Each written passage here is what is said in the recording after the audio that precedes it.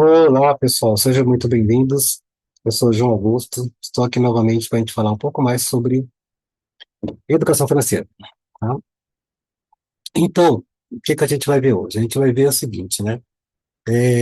Muita gente tem problemas com, assim, conceito, né? O que que é orçamento e tal, né? Então, eu queria falar com você sobre o seguinte, né? Uma forma assim, de imaginar, né?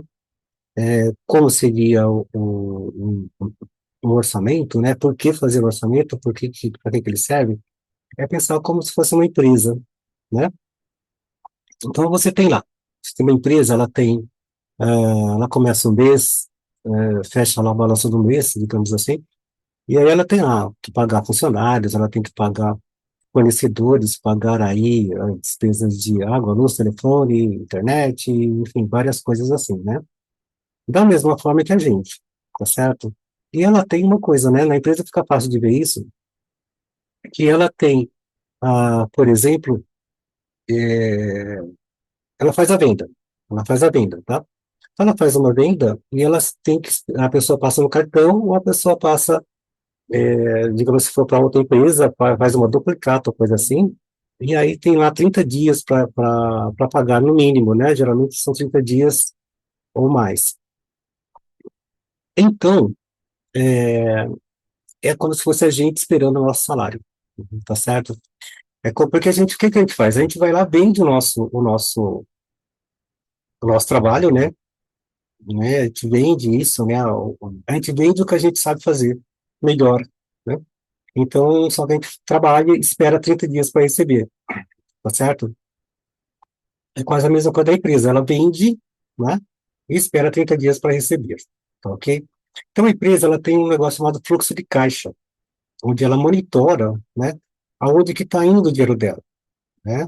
Aonde que ela está gastando mais, gastando menos. Isso ela vai saber no fechamento do mês, né? Durante o mês, ela só vai ali registrando e anotando as saídas e as entradas, né? O que ficou atrasado, o que não ficou, vai fazendo essas correções. E aí ela tem, então, tem que manter esse fluxo de caixa equilibrado, tá?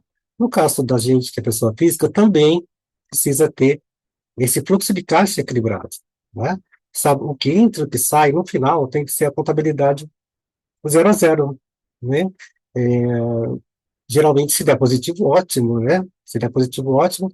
Na empresa vai estar dentro de uma caixinha lá de lucros, vamos dizer assim, vai, só para ter ideia, mas vai fechar no zero a zero. E a gente também tem essa possibilidade de fechar no zero a zero, tá? Zero a zero é muito bom. Zero a zero quer dizer que o nosso fluxo de caixa, né? Quem está gastando, recebendo, né? Quem está ganhando e gastando, está dando ok, né? Ele está dando muito certo, tá bom? Mas deixa eu dar um exemplo, então, para a gente entender melhor como é que funciona isso, tá? Então, um orçamento básico teria mais ou menos essa configuração, tá? Então, primeiro teríamos as despesas obrigatórias, né? O que seriam as despesas obrigatórias? São as despesas de moradia e despesas relacionadas a isso, tá?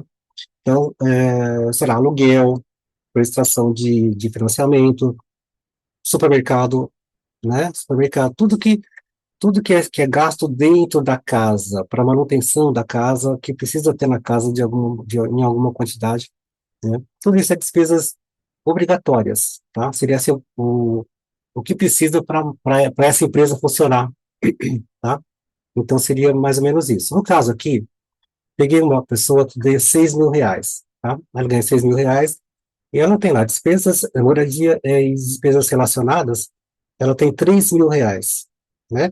Então aí, digamos que está englobando tudo, tá? O transporte, enfim, tudo que precisa para a empresa funcionar. Para a empresa, ela, tá? A pessoa funcionar, tá certo?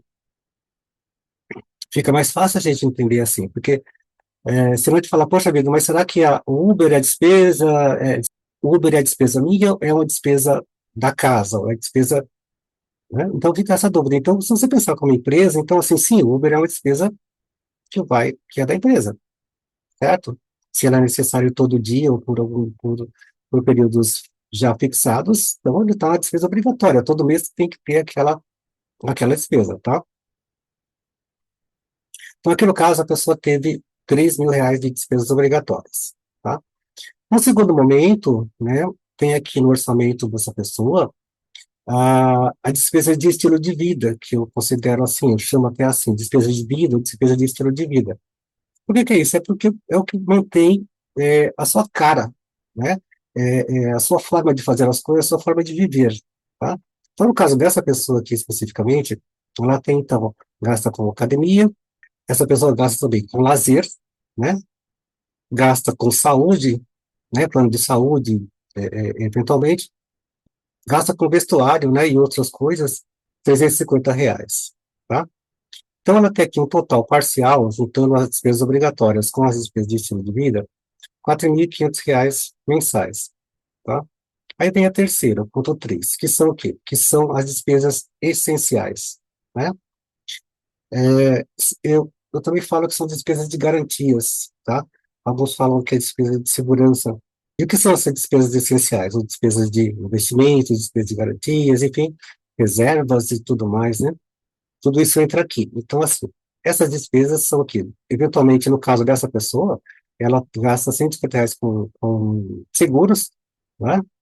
Então, essas despesas essenciais, ou de vida, aliás, essenciais ou de garantia ou de investimento, elas englobam o que vai garantir que você continue vivendo a vida que você está vivendo naquele momento, tá? Então, elas não poderiam faltar, né? Então, aqui no caso dessa pessoa, ela fez um seguro, né? Tem um seguro que paga R$ 150, tem um seguro de vida, tá certo? Porque o seguro de vida não é só a pessoa vir a falecer, né? Tem outras coberturas que, de repente, ela pode ficar. Aí, tem seguros hoje que cobrem uma possibilidade de você ficar desempregado, de você ter um acidente, ou coisa desse tipo. Então, né, essa pessoa pensa nisso, então ela coloca nas essenciais R$ 150, tá?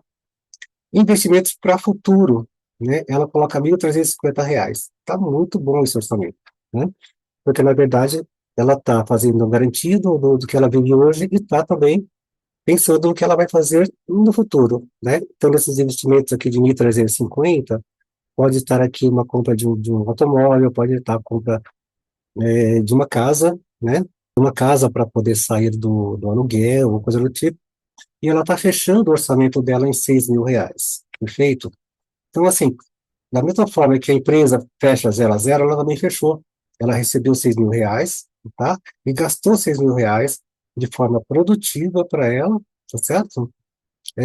E fechou com R$ 6.000, tá? Então aí a gente pode falar que o fluxo de caixa pode estar neutro ou o orçamento está equilibrado, está em equilíbrio. Então o que entra e o que sai está batendo, tá certo? Então aí, se você pensar na empresa, é a mesma coisa. Como é que a empresa, como você analisa a empresa? Se ela está sadia naquele momento ou não. Se o orçamento dela, o fluxo de caixa está neutro, né? Se ela consegue deixar esse orçamento basicamente neutro, o que não quer dizer que ela não está dando lucro, isso aí é uma outro assunto, outra particularidade. A primeira amostragem da saúde da empresa é que ela esteja esse fluxo de caixa neutralizado, tá? Está no zero a zero, é o que o pessoal fala, brincava assim, batatinha com batatinha, né? Então, assim, zero a zero, né? O que entra, o que sai, eles acabam zerando as duas partes, né? A parte ativa e passiva, enfim, várias denominações aí que a gente tem também, tá bom? Então é isso. O que é essa história de orçamento de fluxo de caixa? Basicamente, você vê o que você gasta, né? Você direcionar as suas coisas, os seus gastos, para que eles cheguem no final do mês no zero a zero, tá? Isso não quer dizer, por exemplo, nesse caso aqui, fala, poxa vida, a pessoa está fechando no zero a zero, ela está trabalhando para quê? Então, se ela está fechando no zero a zero, pera lá, é um zero a zero diferenciado, tá? Porque é um zero a zero onde ela está ganhando, certo? Ela está tendo um estilo de vida próprio aqui, tá certo? Bastante saudável, bastante legal aqui, tá? Gasta com lazer, né? Gasta com academia, com saúde, com vestuário, então assim, a pessoa está fazendo a vida dela, tá? Tá bem, né? E ela também tem umas garantias aqui muito legais, tá? Que, por exemplo, ela pode viver, né? Viver o seu estilo de vida com bastante segurança, tá bom? Agora, qual que é o pulo do gato aqui? Qual que é o ponto que pode isso falhar? Vamos ver isso?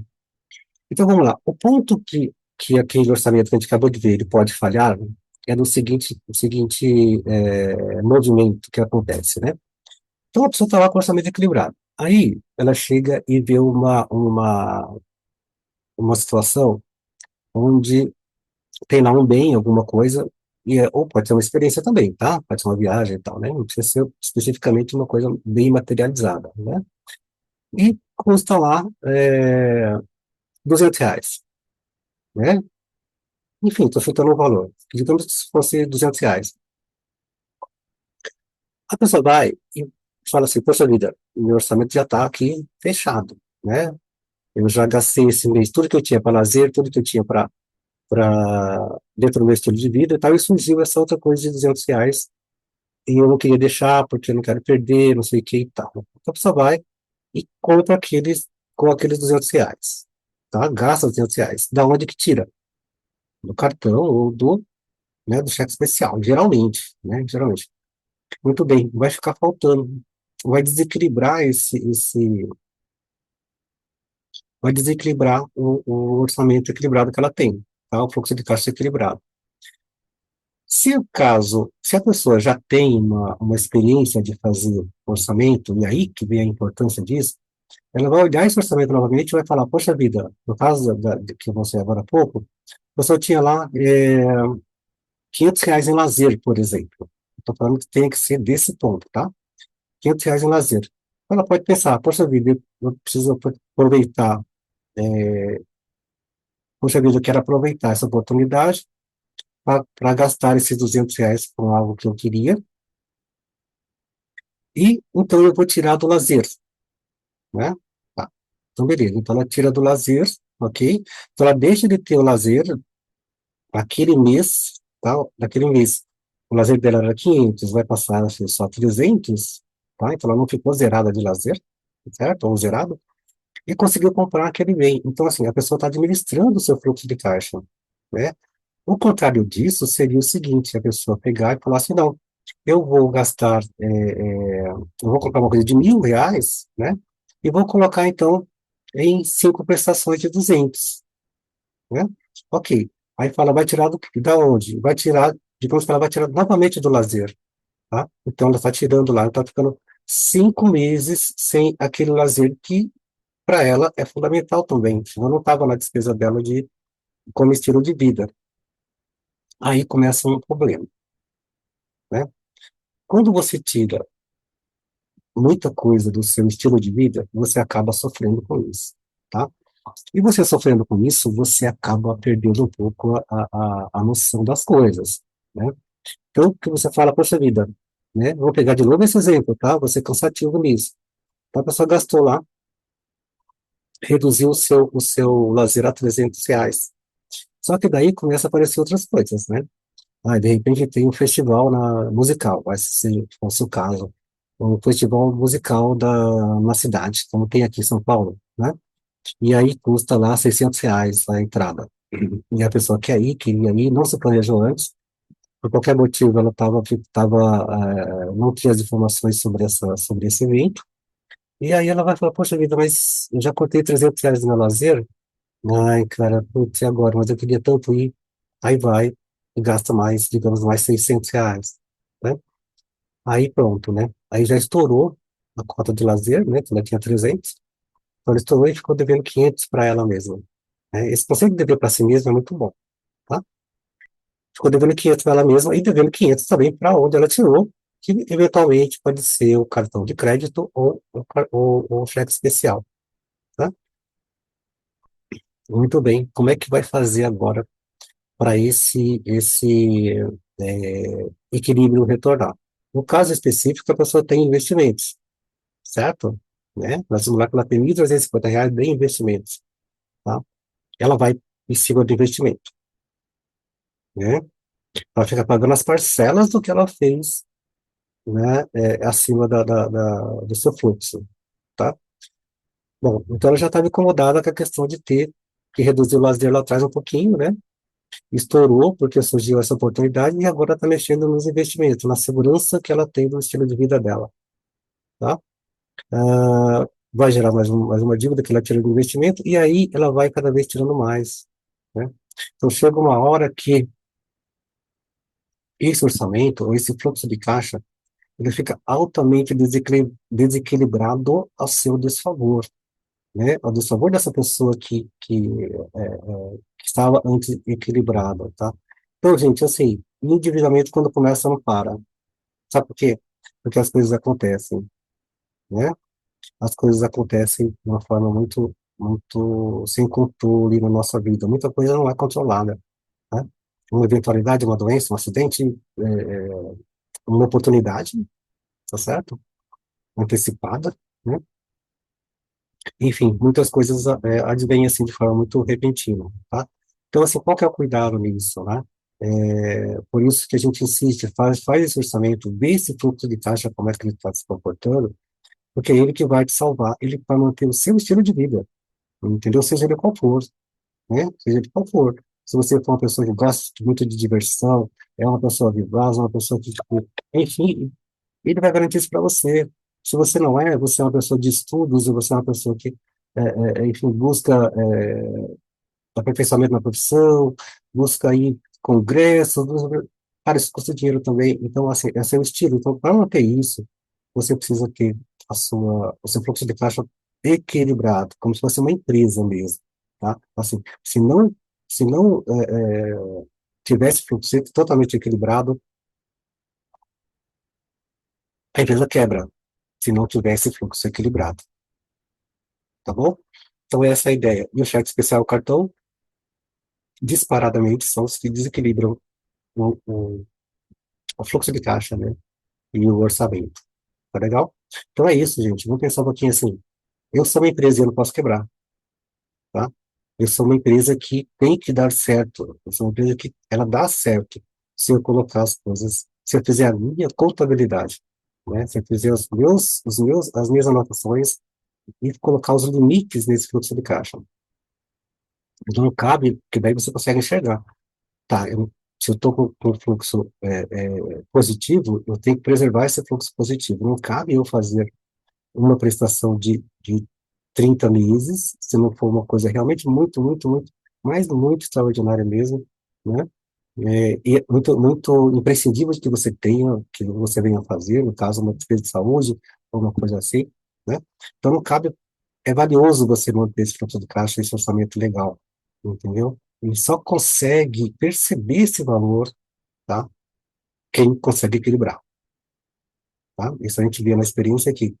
Quem não consegue equilibrar não dá valor para esse equilíbrio, não é? Ah, tanto faz, tá faltando aqui, mas aí, de repente, mês que vem vem o 13º e tal, e o 13º atrasa, e faz dívida em cima, e não sei o quê, blá, blá, blá, não dá certo. Então, assim, o fluxo financeiro ele é essencial, mesmo para um salário pequeno, né?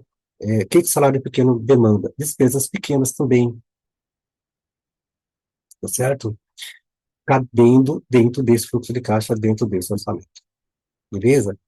É chato, é assim, poxa vida, é um negócio tão óbvio também, né, digamos assim, um negócio tão na cara, né, mas a gente não dá valor a essa questão de 0 a 0 no fluxo de caixa, tá bom, gente? Então era isso aí, pensa na hora de gastar, pensa se cabe no fluxo de caixa lá, né, vê se dá para tirar de algum lugar, não deu para tirar de nenhum lugar, rever essa compra, né, tirar não é do cheque especial nem do cartão, tirar de algum lugar dentro do seu fluxo de caixa, dentro do seu orçamento. Naquele caso, deixa de fazer uma coisa para fazer outra e depois volta a fazer aquela coisa que deixou, tá certo? E não assim, não, vou encaixar aí dentro, eu vou forçar, eu dou um jeito, que eu sou brasileiro, não desisto nunca, né? Na verdade, isso é legal, né? Então, eu sou brasileiro, eu não desisto nunca, eu vou fazer, vai dar certo. Matemática não tem jeito, né? Ou ela dá certo, ou ela é exata, né? Não tem como os números saírem do nada, quem dirá o dinheiro, tá bom? Então é isso, pessoal. Esse é o recado de hoje. Espero que você aí pense por alguns minutos sobre isso. Tá? Se cabe no orçamento, se cabe no fluxo de caixa que eu tenho anotado, eu vou riscar um pouquinho aquele, tirar um dinheirinho de lá e vou comprar, né? E vou deixar aquele lá deficiente por um mês, dois, três, máximo 6 meses, né? Seria uma compra razoável. E depois eu volto a fazer o que eu estava fazendo, né? E não falar assim, não, eu não vou deixar de fazer o que eu estou fazendo, eu vou comprar assim mesmo. Aí vai dar, é, enfim, porcaria, tá bom? Então é isso, pessoal. A gente se vê em breve. Só mais uma coisinha, pessoal. Se você gostou do vídeo, dá o seu like.